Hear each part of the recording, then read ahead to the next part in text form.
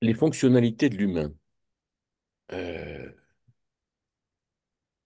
Ça revient un peu à dire euh, à quoi servent les bras, les jambes, euh, la colonne vertébrale, etc., mais d'un point de vue psychologique.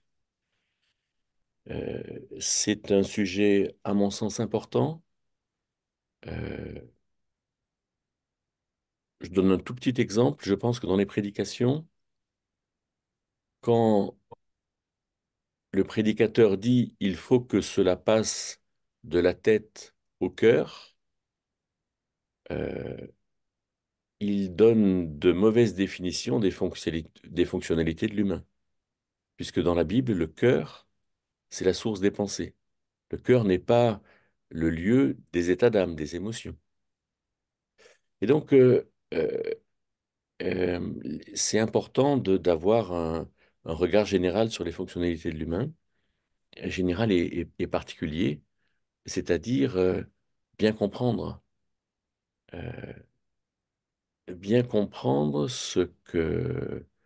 en fait, ce que Dieu nous appelle à croire et puis ensuite à dire et à faire.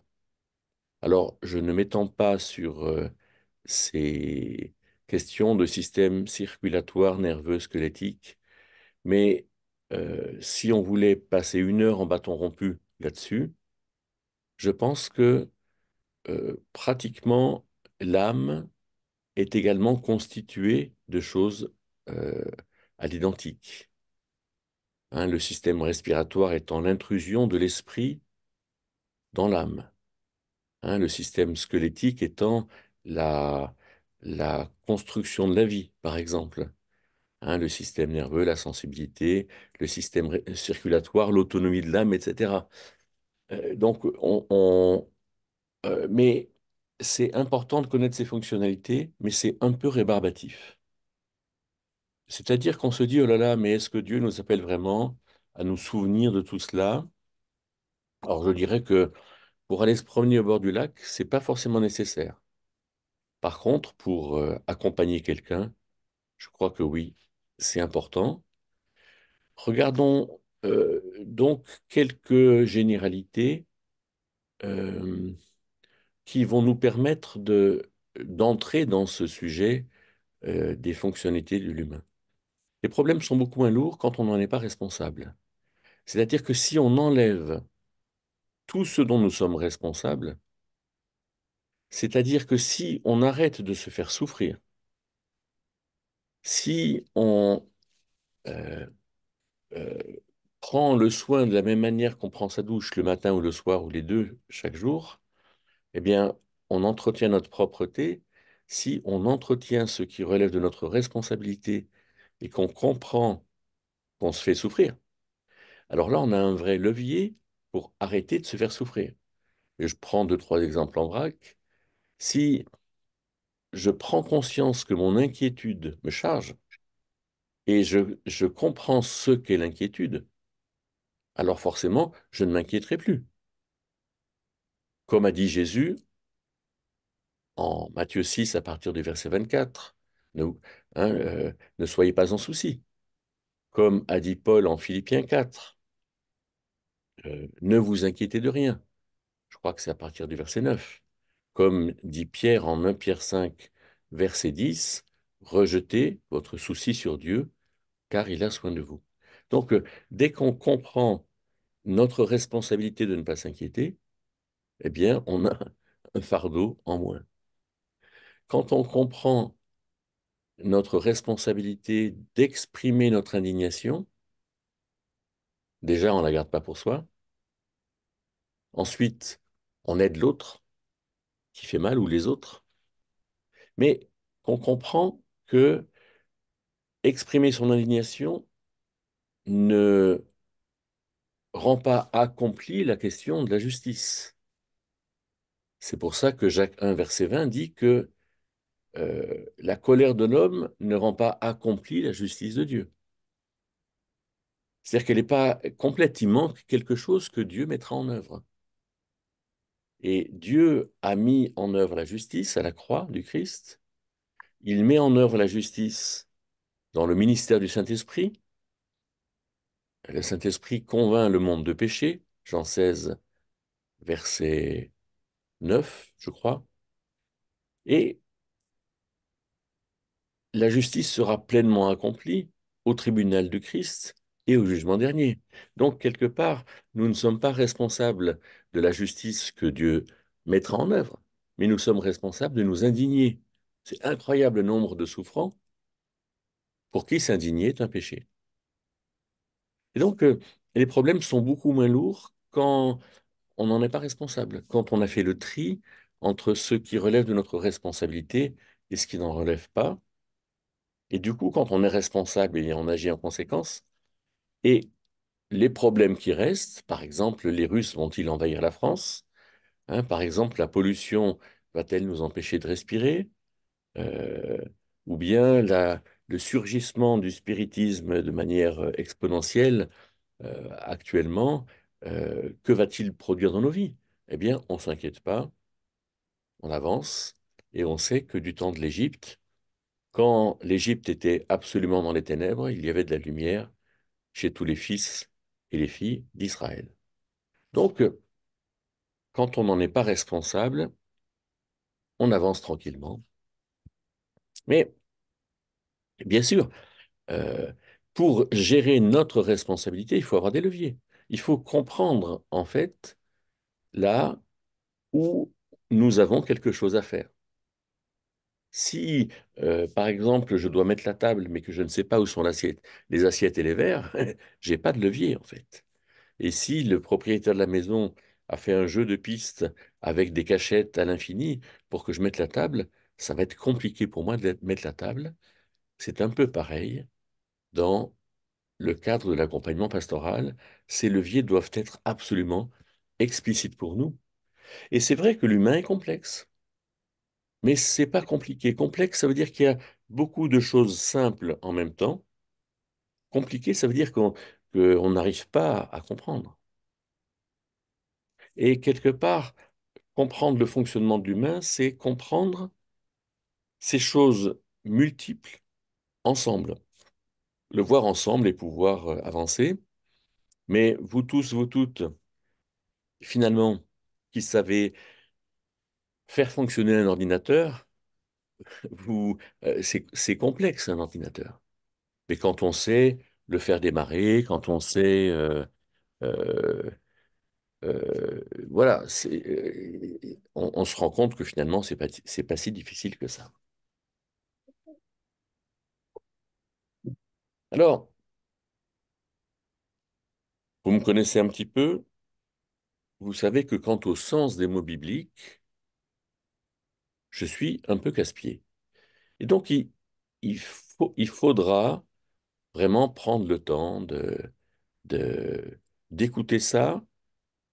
Il y en a quelques-uns des mots bibliques, donc on va travailler. C'est sûr que ce travail-là sera à prolonger, parce que on peut très bien être d'accord sur ce qu'on va voir ensemble dans cette semaine, mais après, immédiatement après, lundi prochain, revenir à notre ancienne définition des mots. Par exemple, l'expression ça me stresse déresponsabilise la personne qui le dit. Ça me stresse. Mais je suis stressé, c'est déjà un peu plus précis, mais je me stresse, c'est encore plus vrai, parce que c'est moi qui me stresse face à une situation. C'est pas ça me stresse. La faute n'est pas sur la situation, la faute, elle est sur moi. Et donc, Euh, dans l'accompagnement, on aura aussi on a à entendre l'autre dans ce qu'il dit, et puis tranquillement, là aussi, l'aider à bien parler, à bien parler, à bien choisir toutes ces pensées qui l'habitent, et de fait, trouver des leviers. On dit bien Je me stresse, comme Jésus a dit à la fin de Matthieu 11, venez à moi, vous tous qui vous fatiguez et êtes chargés, et je vous donnerai du repos. C'est intéressant de voir qu'il n'y a pas de modèle biblique d'anthropologie. C'est-à-dire que euh, nulle part, il y a euh, un texte qui parlerait de l'anthropologie, c'est-à-dire l'étude logie de l'anthropos, de l'humain, et qui dirait globalement, de manière assez complète, voilà ce que c'est que l'humain. Quand on prend le psaume 73, qui est un psaume d'Asaph, un des chefs des chantres, on y voit l'humain qui se révèle. Et on voit toute une panoplie d'états d'âme, par exemple. Mais je ne pense pas qu'on puisse dire que c'est un modèle biblique d'anthropologie. Il faut prendre des expressions dans l'ensemble de la Bible. Par exemple, 1 Pierre 2,11 nous dit que les convoitises font la guerre à l'âme. Ah, ça c'est intéressant. Euh, 1 Pierre 1,22 nous dit que euh, la vérité entretient notre âme. Ah, c'est intéressant. Mais quelque part, c'est pas un modèle biblique d'anthropologie. Et donc, vous voyez que je prends des pincettes pour entrer dans ce sujet dans lequel nous allons rentrer néanmoins, regarder ces expressions. Hein, voilà, qu'est-ce que c'est que l'esprit, la conscience, la vie charnelle, le vieil homme, le cœur, les pensées, l'âme, les états d'âme. Euh, peut-être euh, puis-je euh, puis-je dire que, avec Éphésiens 1, verset 10, que le but de Dieu, le conseil de Dieu, est de réunir en un les choses invisibles et les choses visibles, les choses qui sont dans les cieux et les choses qui sont sur la terre, réunir en un par le Christ ou dans l'exemple du Christ, puisque la préposition grecque en veut dire ces deux choses, le sens local dans l'exemple du Christ, ou bien le sens instrumental par l'intermédiaire du Christ. Réunir l'invisible et le visible. Ah, autrement dit que, comme dit dans Hymnes et Cantiques, le cantique 193, les cieux béniront la terre et la terre aux cieux répondra. Qu'il y ait une belle harmonie entre le visible et l'invisible. Comme il est dit dans Matthieu 18, ce verset qui est mal traduit dans la Darby, par exemple, tout ce que vous lirez sur la terre sera lié dans le ciel. Ce qui est curieux, c'est que dans le grec, ce n'est pas un futur, c'est un futur antérieur.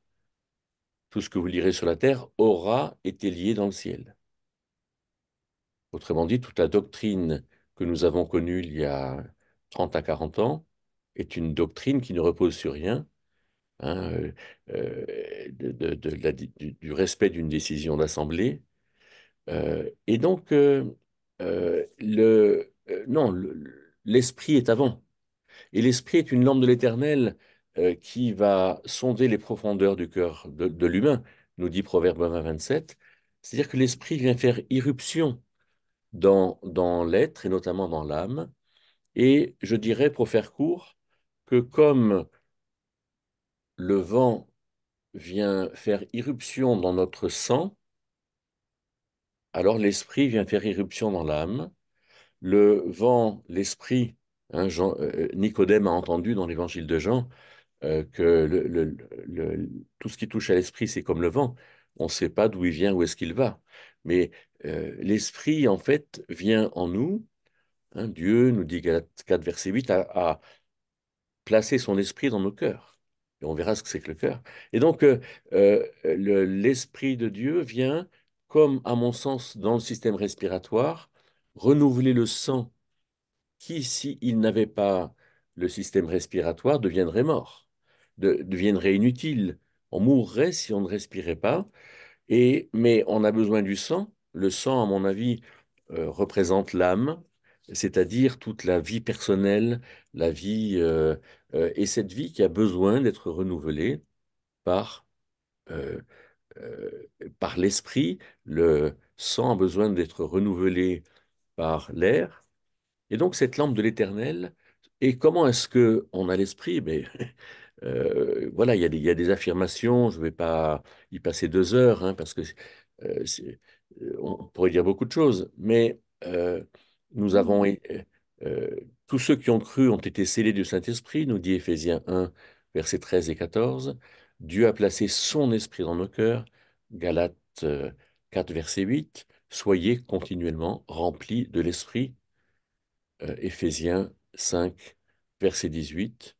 Marchez par l'esprit et vous n'accomplirez pas les convoitises charnelles, Galates 5, verset 16. C'est-à-dire que la Bible parle de la marche dans l'esprit d'une manière absolument simple. De la même manière qu'on respire, dans la mesure où on souhaite se placer dans la présence de Dieu, dans la lumière de Dieu, eh bien, voilà, on marche par l'esprit. Hein. Psaume 36, verset 9 ou 10, suivant les versions. À ta lumière, je verrai la lumière. Donc ça, le souffrant a besoin de l'entendre avec nos propres mots, avec notre propre expérience, avec euh, suffisamment de simplicité pour qu'il puisse se rapprocher de Dieu. La conscience. Le souffrant est souvent dans la culpabilité.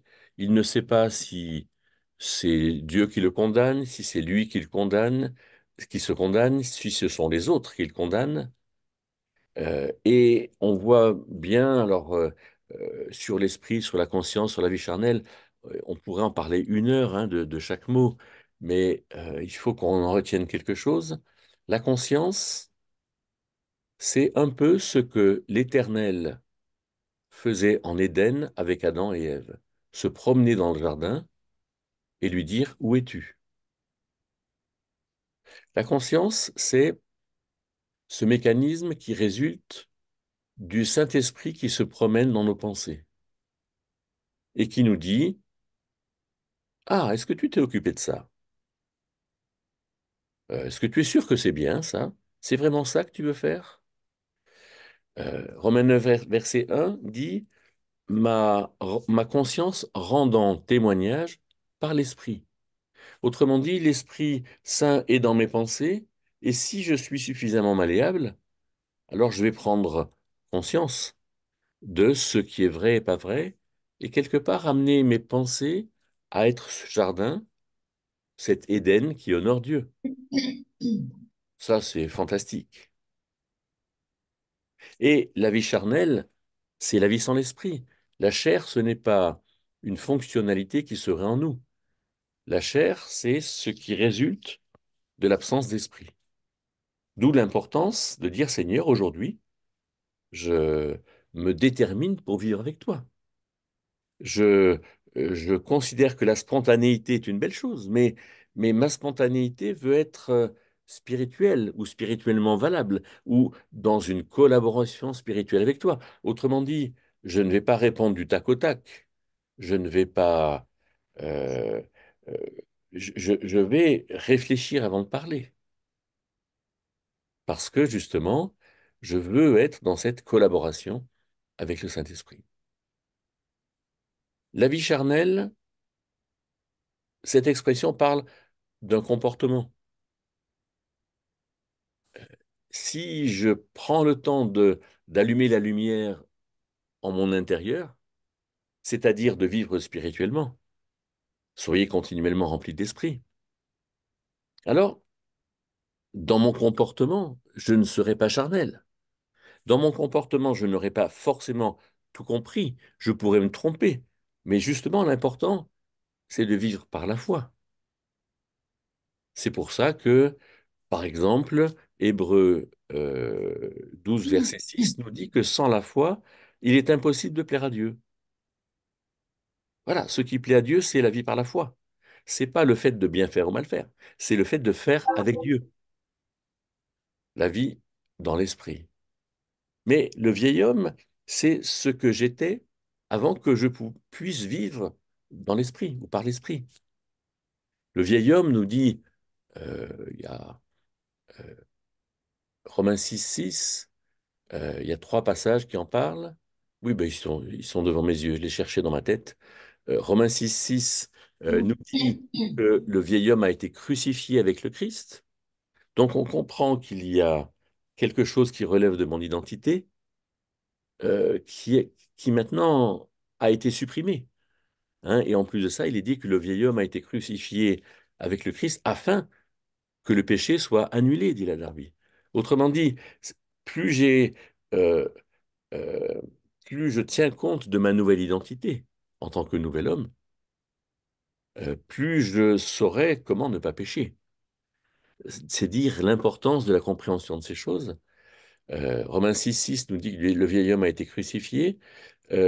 Éphésiens 4, 23 nous appelle à dépouiller le vieil homme. Autrement dit, ce que j'avais l'habitude de faire sans Dieu, je prends, je prends soin à en avoir conscience et à ne plus le faire parce que je pense que c'est pas bon.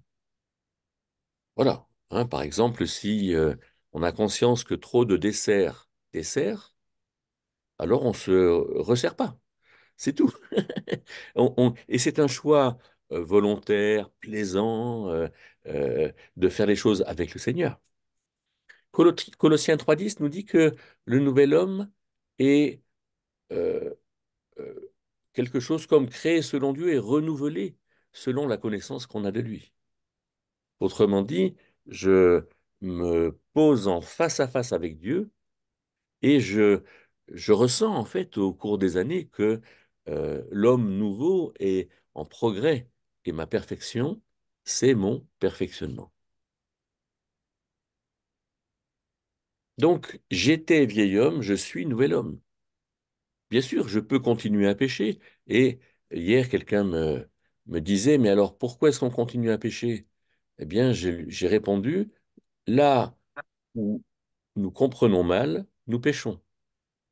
Le péché, c'est le lieu des progrès que nous pouvons faire. Il ne faut pas se fustiger de pécher.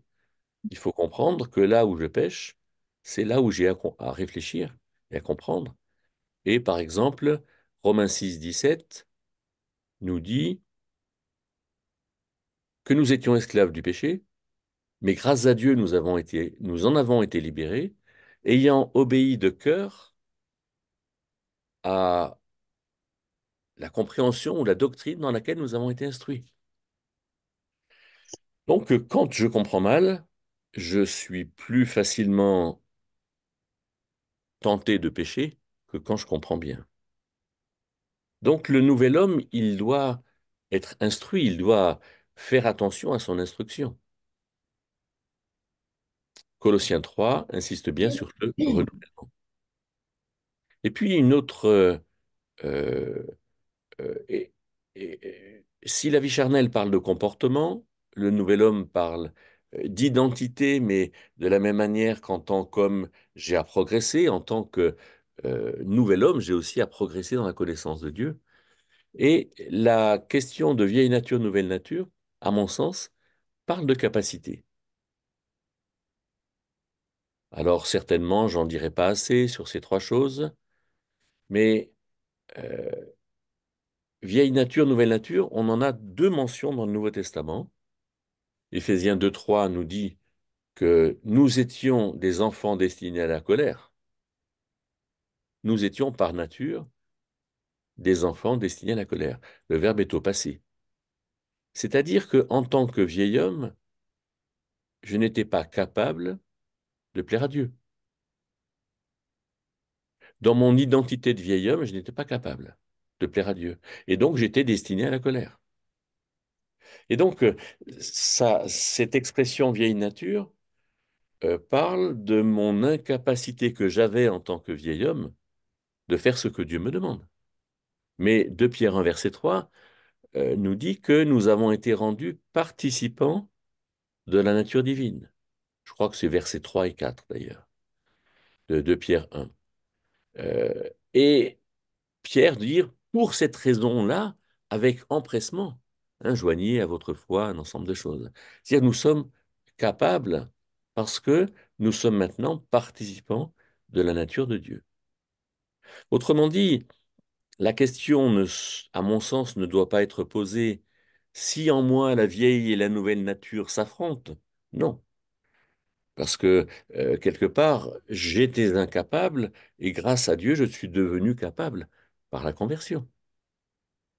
Donc si je suis devenu capable, je fais. Mais quelque part, on a bien compris qu'avec la question du nouvel homme de Colossiens 3:10, d'être renouvelé, avec Éphésiens 4:23 de dépouiller le vieil homme, eh bien, j'ai un progrès à faire et certainement, étant converti, je vais continuer à pécher parce que je n'ai pas compris tout ce que j'avais à comprendre.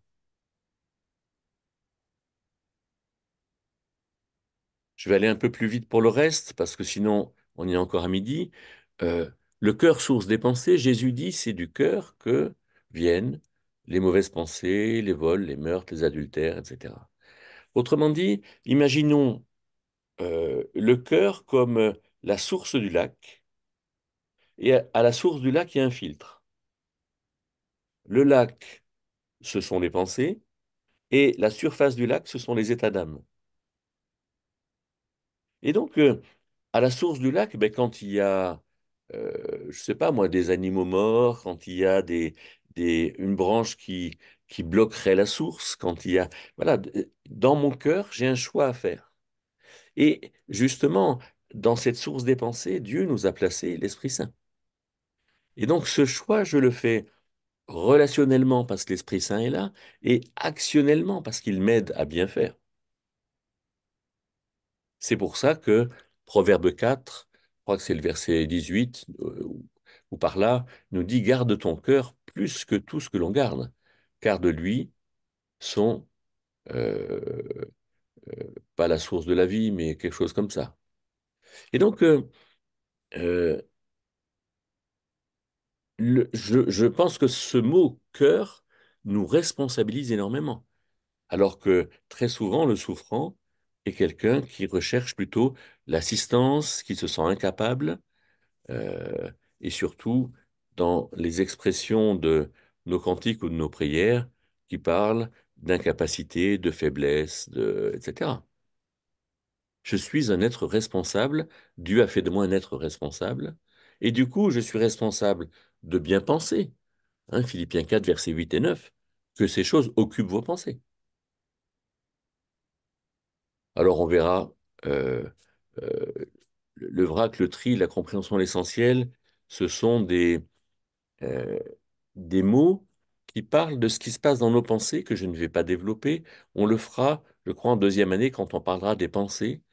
C'est-à-dire que dans les verbes grecs, il y a, je ne vais pas les citer parce que ça chargerait inutilement, mais on comprend que dans nos pensées, il y a le vrac, quantité de choses, mais ce vrac-là, on va le trier et il va en ressortir une compréhension. Hein, pour ceux vraiment qui veulent savoir, le vrac, c'est entumeomai, on trouve ça dans Hébreux 4:12. Hein, le tri, c'est logizomai qui a donné logique. La compréhension, c'est noia, et les essentiels, c'est phronéo. Et donc, il y a, dans la Bible, curieusement, il n'y a pas de manuel d'anthropologie, mais il y a beaucoup de choses qui nous permettent de bien comprendre. Oui, nos pensées sont un lieu de responsabilité.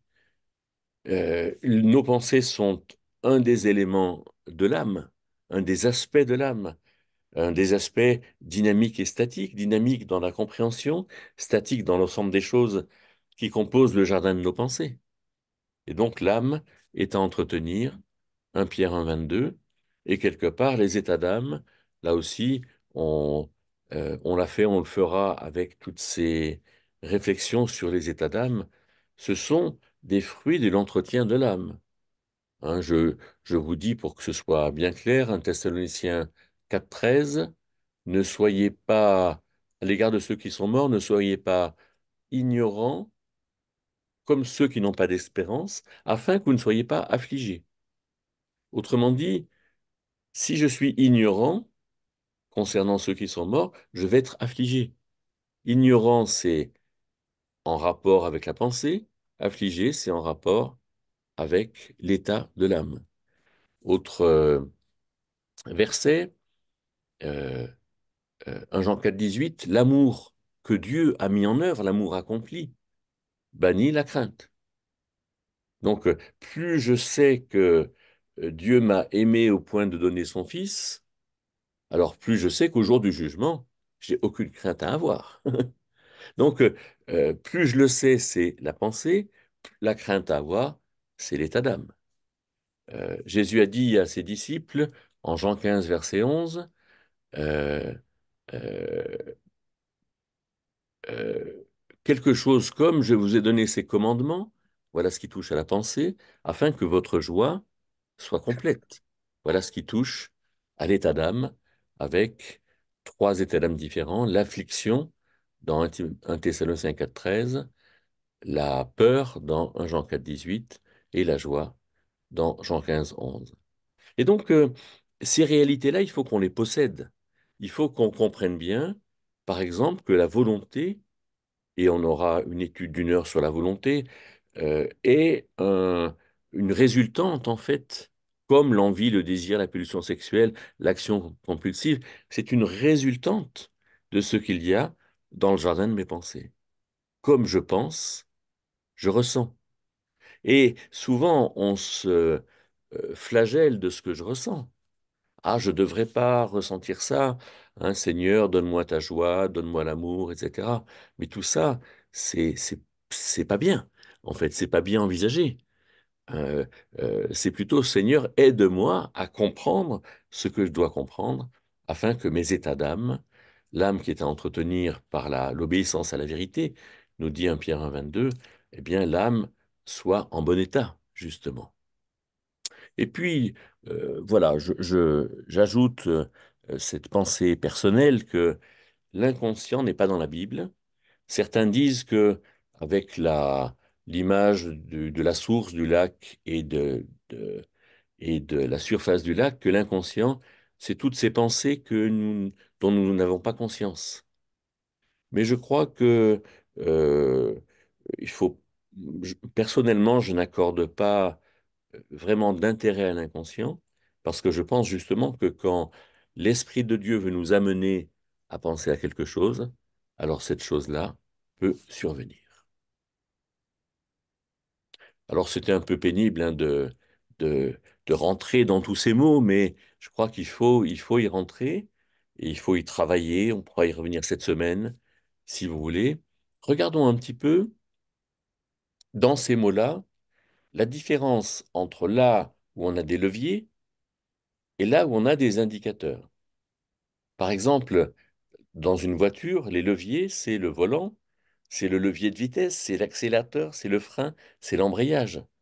Mais les indicateurs, c'est le tableau de bord avec le témoin de clignotant, le témoin de niveau d'huile, le témoin de qualité de la batterie, etc. Et donc, là où nous pouvons faire quelque chose, le levier d'action, c'est l'esprit. Être dans ce face-à-face avec Dieu. Là où nous pouvons faire quelque chose, c'est avec le cœur et la conscience, c'est le choix. Le choix de choisir à tout moment avec Dieu et de tenir compte de ce que ma conscience me reprochera, éventuellement. Paul dit en 1 Corinthiens 4,4, je n'ai rien sur la conscience, mais par là, je ne suis pas justifié. Mais encore faut-il ne rien avoir sur la conscience. Les leviers d'action, c'est mes pensées. Et mes pensées sont souvent montrées clairement dans mes paroles et dans mes actions. Si on avait un enregistreur qui enregistre nos paroles et qui puisse nous faire venir tout simplement les fausses doctrines que nous acceptons, ça serait très utile. Cet enregistreur, c'est la conscience. Mais la conscience est-elle aiguisée ou cautérisée? Hein, attention à nos paroles, ne nous permettons pas de dire n'importe quoi, comme ne nous permettons pas non plus de faire n'importe quoi. Parce que chaque fois que nous disons ou que nous faisons, nous alimentons nos pensées sur quelque chose qui est vrai ou pas vrai, qui est bon ou pas bon. Et donc, à droite, il y a des indicateurs, à nous de les écouter, à nous d'écouter euh, ces indicateurs du souffrant avec intérêt. De quoi nous parle le souffrant? S'il nous parle de ses cauchemars, alors sachons garder quelque chose de simple et d'aider le souffrant. Je dirais qu'un souffrant sur trois à peu près me parle directement de ses cauchemars sans que je lui pose de questions. Alors, voilà quelque chose qui se veut synthétique, mais euh, souvent les gens, il y a certaines personnes qui s'énervent quand elles voient ce genre de tableau. Alors, voilà, ceux qui n'aiment pas ce genre de choses, eh bien, ça fait rien. Hein, ne le regardez pas trop. Mais l'idée étant, avec tous ces mots que nous avons vus, que avec l'Esprit de Dieu, je relationne avec Dieu, et cette relation avec Dieu, par les choix de mon cœur, par l'examen de conscience, m'amène à penser, hein, et à entretenir le jardin de mes pensées. Et selon ce que je vais entretenir dans le jardin de mes pensées, alors je vais ressentir.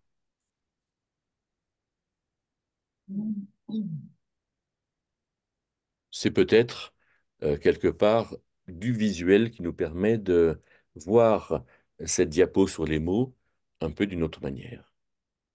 Avec euh, l'esprit, je suis dans la foi, hein, je relationne, je suis dans la foi, ce qui est en bas. Il faut que ce soit bien clair que plus je suis devant Dieu en esprit, mieux je penserai et meilleur je ressentirai. Regardons ça d'un peu plus près. Si dans mon cœur, la source des pensées, je vais bien comprendre que Dieu venge, par ma connaissance de Dieu, je vais comprendre que Dieu venge. Donc, quelque part, pas besoin de me venger moi-même. Je regarde celui qui me blesse comme quelqu'un que Dieu va juger, que Dieu va... je sais que Dieu rendra justice. Alors, si Dieu venge, j'ai aucune envie, moi, de faire quelque chose en plus, puisque ce que Dieu fait, c'est parfait. Ce qui fait que je ne, je, on verra que je ne produis pas en moi de rancune. Mais si j'ai conscience que Dieu me revêt, qu'est-ce que veut dire, par exemple, Galates 3,27, vous tous qui avez été baptisés, vous avez revêtu le Christ. Hein, je suis revêtu en fait. J'ai un ensemble de choses que Dieu m'a données. Et on pourrait ajouter Éphésiens 1, versets 3 et 4, nous avons été bénis de toute bénédiction spirituelle. On pourrait ajouter 2 Corinthiens 3, 5, que notre capacité vient de Dieu. Si je m'estime capable, ben, je ne suis pas timide. Si je m'estime capable, je peux aller rencontrer mon prochain. Si dans mon cœur, je réalise que Dieu me révèle quelque chose, que Dieu me révèle sa volonté. Romains 12, versets 1 et 2, afin que vous discerniez quelle est la volonté de Dieu, bonne, agréable et parfaite. Romains 12, versets 1 et 2. Colossiens 1, verset 9. Nous ne cessons de prier que vous soyez remplis de la connaissance de la volonté de Dieu, en toute sagesse et intelligence de l'esprit. Je ne vais pas développer ça, on va avoir 1 heure sur le discernement de la volonté de Dieu. Mais si Dieu me révèle, alors pourquoi m'inquiéter? Il suffit d'attendre activement. Si Dieu est souverain, pourquoi me révolter? Si Dieu construit, pourquoi être impatient? Si Dieu délègue, pourquoi me sentir inutile? Et d'où l'importance de ce qui se passe dans mon cœur.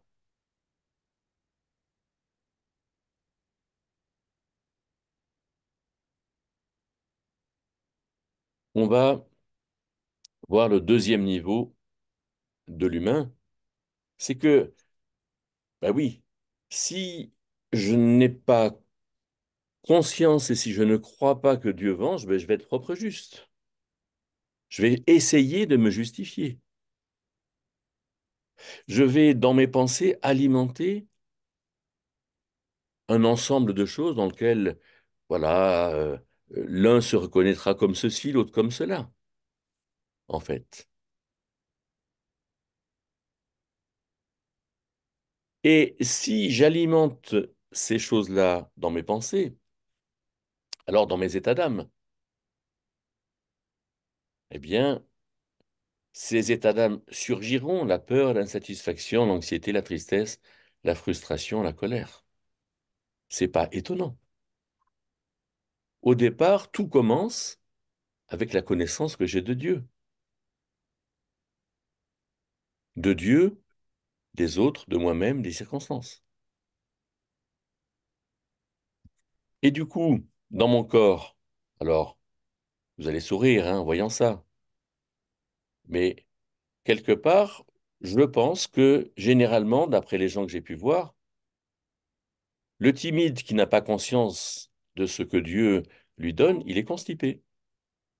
Le colérique, il est diarrhéique. L'insomniaque, il n'a pas conscience que Dieu délègue.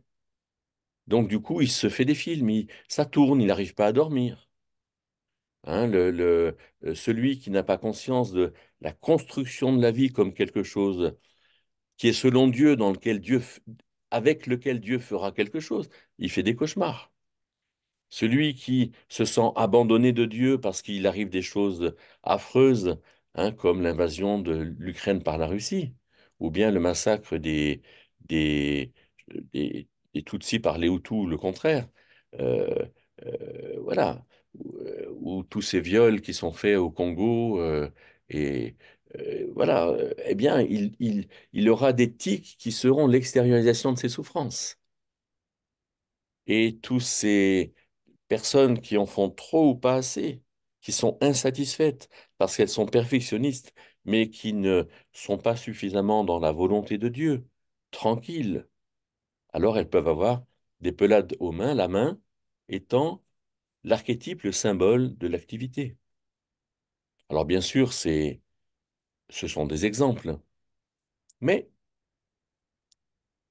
des exemples qui peuvent nous parler et qui peuvent nous faire comprendre à quel point le souffrant, on doit rechercher quelque part une cohérence dans la souffrance du souffrant et aider le souffrant à sortir de ce qu'il vit, non seulement dans son corps, mais aussi dans son comportement.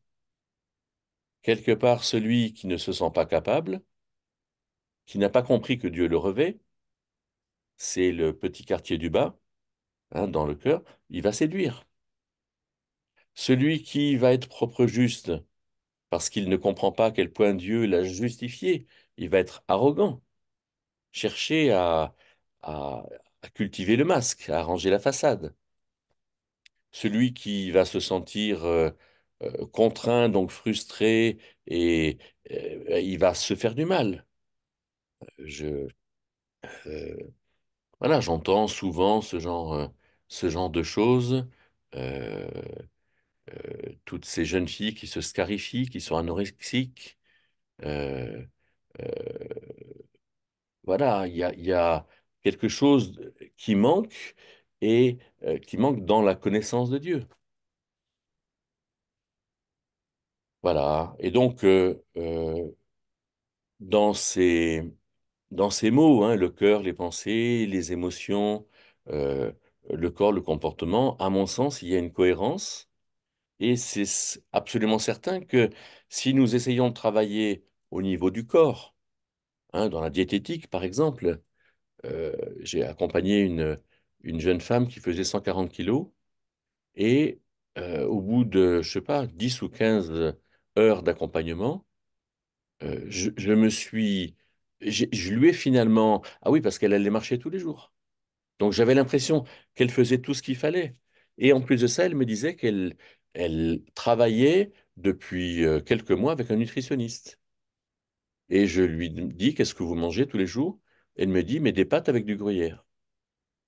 Et donc, voilà, il y a quelque chose qui manque dans cette relation avec Dieu et dans le fait de ce besoin de malléabilité où on a conscience de ce qu'il faut qu'on mange pour finalement aller mieux.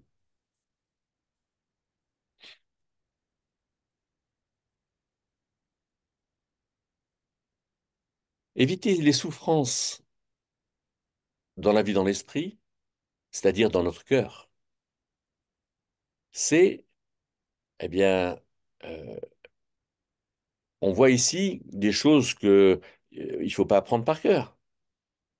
Mais quelque part, dans cette capacité, si j'ai conscience que Dieu me revêt, alors je ne me compare pas. Si j'ai conscience que Dieu venge, alors je ne suis pas en guerre. Si j'ai conscience que Dieu me délègue des choses à faire, alors je ne suis pas esclave des autres, etc. Et donc, c'est à moi de faire un lien de cause à effet entre, quelque part, la connaissance de ce que Dieu fait et m'a donné, et des choix que j'ai à faire dans mon cœur, dans l'esprit. C'est dans l'esprit déjà, c'est dans le lieu de ma relation avec Dieu que je vais éviter de me faire souffrir.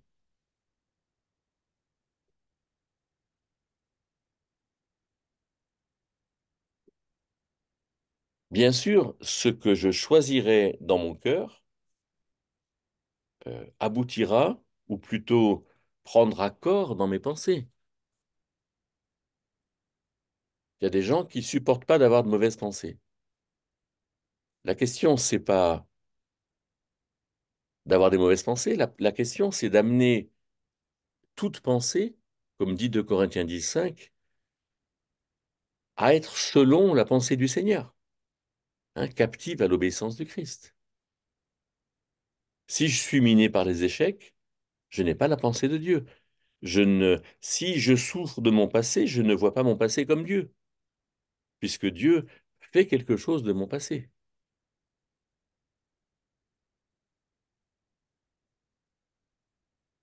Et donc, il y a un vrai travail responsable euh, de bien penser. Et je pense que, je sais pas, peut-être 70% des gens, ou 80, pensent que c'est Dieu qui nous amène à penser vrai. Alors que non, c'est à nous de penser vrai avec l'aide de Dieu. À nous d'être dans l'exercice de notre responsabilité. C'est pas pour rien que Paul disait aux Corinthiens, au chapitre 3 de sa première lettre, vous êtes charnels, vous avez besoin de petit lait. Et quelque part, les souffrants ont besoin de petit lait.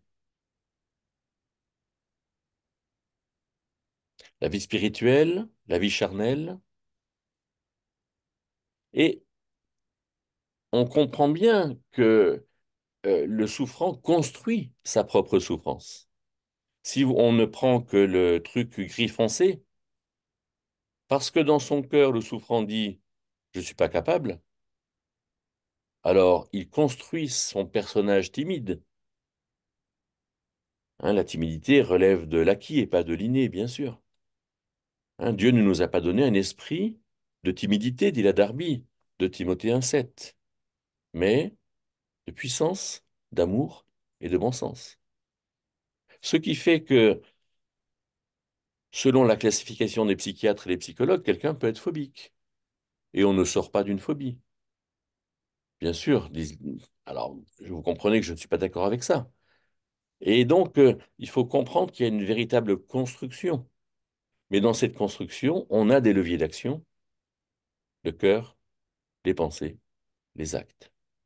Quelqu'un qui se rassure par la séduction et qui surtout ne parlera pas de sa constipation, parce que ça marque mal. Et oui, le constipé, il retient, en fait. Mais ça commence par le cœur, ça commence par l'engagement devant Dieu, ça commence par la malléabilité devant Dieu. Et là, on changera des choses dans les états d'âme, les émotions, dans le corps.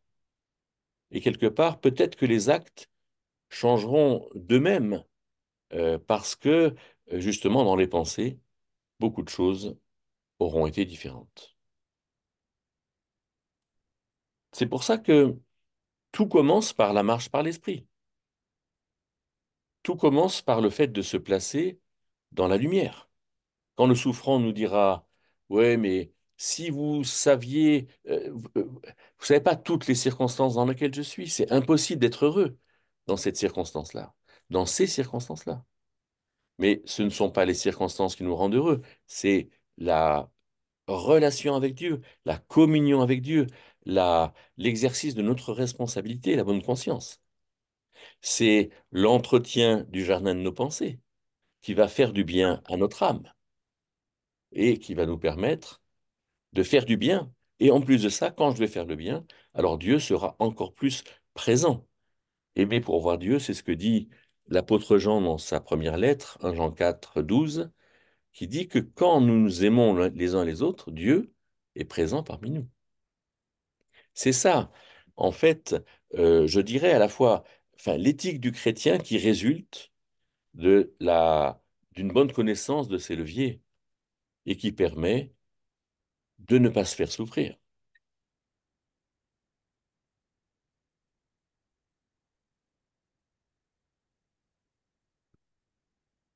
Alors, j'ai été un peu long, mais je crois, bah, il faut que j'arrête l'enregistrement.